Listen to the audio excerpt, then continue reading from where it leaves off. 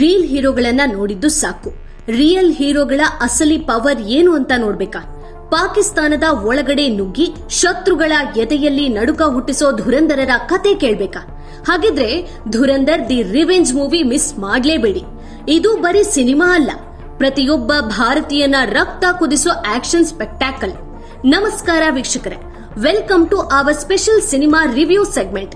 ಇವತ್ತು ನಾವು ಮಾತಾಡ್ತಿರೋದು ಇಡೀ ಇಂಡಿಯಾವೇ ವೇಟ್ ಮಾಡ್ತಿದ್ದ, ಬಾಕ್ಸ್ ಆಫೀಸ್ ಶೇಕ್ ಮಾಡೋಕೆ ಬಂದಿರೋ ಧುರಂಧರ್ ದಿ ರಿವೆಂಜ್ ಮೂವಿ ಬಗ್ಗೆ. ನೋಡಿ, ಇದನ್ನ ಬರೀ ಸಿನಿಮಾ ಅಂದ್ರೆ ತಪ್ಪಾಗುತ್ತೆ.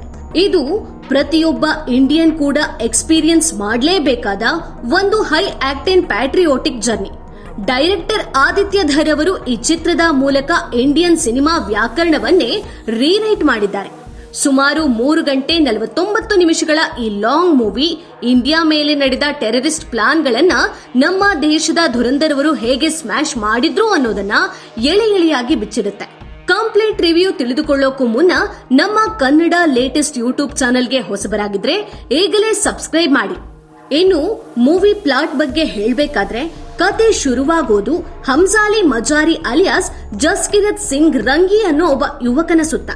ಇವನು ಯಾಕೆ ಪಾಕಿಸ್ತಾನದಲ್ಲಿ ಒಬ್ಬ ಅಂಡರ್ ಕವರ್ ಸ್ಪೈ ಆಗಿ ಕೆಲಸ ಮಾಡ್ತಿದ್ದಾನೆ ಅನ್ನೋ ಸಸ್ಪೆನ್ಸ್ಗೆ ಫಸ್ಟ್ 30 ಮಿನಿಟ್ಸ್ ನಲ್ಲಿ ಆನ್ಸರ್ ಸಿಗುತ್ತೆ. ಜಸ್ಕಿರತ್ನ ಪಾಸ್ಟ್ ಲೈಫ್ ಅಥವಾ ಅವನ ಎಮೋಷನಲ್ ಬ್ಯಾಕ್ ಸ್ಟೋರಿ ಈ ಸಿನಿಮಾದ ಸೋಲ್ ಇದ್ದಂತೆ. 2000ನೇ ಇಸವಿಯಲ್ಲಿ ಅವನ ಫ್ಯಾಮಿಲಿಗೆ ಆದ ಅನ್ಯಾಯದಿಂದ ಹಿಡಿದು 2009ರವರೆಗಿನ ಸರಣಿ ಘಟನೆಗಳನ್ನ ಚಾಪ್ಟರ್ ವೈಸ್ ತುಂಬಾ ಇಂಪ್ಯಾಕ್ಟ್ಫುಲ್ ಆಗಿ ತೋರಿಸಿದ್ದಾರೆ. ಈ ಪಾರ್ಟ್ ನಲ್ಲಿ ರಣವೀರ್ ಸಿಂಗ್ ಅವರ ಆಕ್ಟಿಂಗ್ ನೋಡ್ತಿದ್ರೆ ಪ್ರೇಕ್ಷಕರ ರಕ್ತ ಕುದಿಯೋದು ಫಿಕ್ಸ್. ಚಿತ್ರದ ಫಸ್ಟ್ ಹಾಫ್ ನಲ್ಲಿ ಉರಿ ಅಟ್ಯಾಕ್ ನ ರೆಫರೆನ್ಸ್ ಕೊಟ್ಟಿದ್ದಾರೆ. ಪಾಕಿಸ್ತಾನಿ ಟೆರರಿಸ್ಟ್ ಗಳು ಬರೀ ಬಾಂಬ್ ಹಾಕೋದಷ್ಟೇ ಅಲ್ಲ, ಡ್ರಗ್ ಟ್ರಾಫಿಕಿಂಗ್ ಮೂಲಕ ಇಂಡಿಯಾದ ಯೂತ್ ಅನ್ನ ಹೇಗೆ ಹಾಳು ಮಾಡ್ತಿದ್ದಾರೆ ಅನ್ನೋದನ್ನ ತುಂಬಾ ಡೀಟೇಲ್ಡ್ ಆಗಿ ತೋರಿಸಿದ್ದಾರೆ.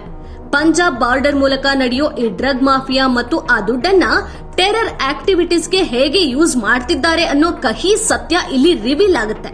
ಇನ್ನು ಇಂಟರ್ವೆಲ್ ಬ್ಲಾಕ್ ನಲ್ಲಿ ಬರೋ ಆ ಒಂದು ಕ್ರೇಜಿ ಟ್ವಿಸ್ಟ್ ಇದೆಯಲ್ಲ, ಅದು ನಿಮ್ಗೆ ಖಂಡಿತವಾಗಿಯೂ ಗೂಸ್ ಬಂಪ್ಸ್ ಕೊಡುತ್ತೆ.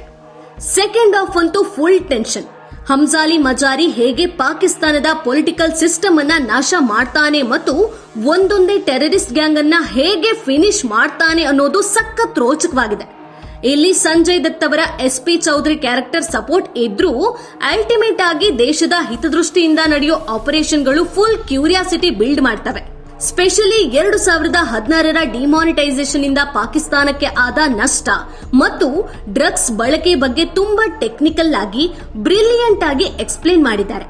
ಇನ್ನು ಪರ್ಫಾರ್ಮೆನ್ಸ್ ಬಗ್ಗೆ ಮಾತಾಡಿದ್ರೆ, ರಣವೀರ್ ಸಿಂಗ್ ಅವರ ಕೆರಿಯರ್ ನಲ್ಲಿ ಇದು ಮಾಸ್ಟರ್ ಪೀಸ್. ಒಬ್ಬ ಸೋಲ್ಜರ್ ಅಥವಾ ಸ್ಪೈ ತನ್ನ ದೇಶಕ್ಕಾಗಿ ಎಂತ ಸ್ಯಾಕ್ರಿಫೈಸ್ಗೂ ರೆಡಿ ಅನ್ನೋದನ್ನ ಅವರು ಕಣ್ಣಲ್ಲೇ ತೋರಿಸಿದ್ದಾರೆ. ಅವರ ಜೊತೆ ಅರ್ಜುನ್ ರಾಮ್ಪಾಲ್ ಅವರು ISI ಮೇಜರ್ ಇಕ್ಬಾಲ್ ಆಗಿ ಅಕ್ಷರಶಃ ಜೀವಿಸಿದ್ದಾರೆ. ಕೆಲವು ಸೀನ್ಗಳಲ್ಲಂತೂ ಅವರು ರಣವೀರ್ ಅವರನ್ನೇ ಔಟ್ ಪರ್ಫಾರ್ಮರ್ ಮಾಡಿದ್ದಾರೆ ಅಂದ್ರೆ ನಂಬಲೇಬೇಕು.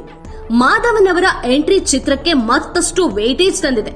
ಇನ್ನು ಆ ಬಡೇ ಸಾಬ್ ಪಾತ್ರದ ಟ್ರೀಟ್ಮೆಂಟ್ ಚಿತ್ರದ ಹೈಲೈಟ್. ಯಾವುದೇ ಫೇಕ್ ಗ್ಲೋರಿಫಿಕೇಶನ್ ಇಲ್ಲದೆ ವಾಸ್ತವಕ್ಕೆ ಹತ್ತಿರವಾಗಿ ತೋರಿಸಿರೋ ಡೈರೆಕ್ಟರ್ ಆದಿತ್ಯ ಧರ್ ಅವರಿಗೆ ಒಂದು ದೊಡ್ಡ ಸೆಲ್ಯೂಟ್. ಸಿನಿಮಾದ ಮೇಕಿಂಗ್ ಮತ್ತು ಮ್ಯೂಸಿಕ್ ಪ್ರತಿಯೊಂದು ಫ್ರೇಮ್ಗೂ ಎನರ್ಜಿ ತುಂಬಿದೆ. ಚಿತ್ರದಲ್ಲಿ ಸಾಕಷ್ಟು ಬ್ಲಡ್ ಶೇಡ್ ಅಂದ್ರೆ ರಕ್ತಪಾತವಿದ್ರೂ ಅದು ಕತೆಗೆ ಬೇಕಿತ್ತು ಅನ್ಸುತ್ತೆ.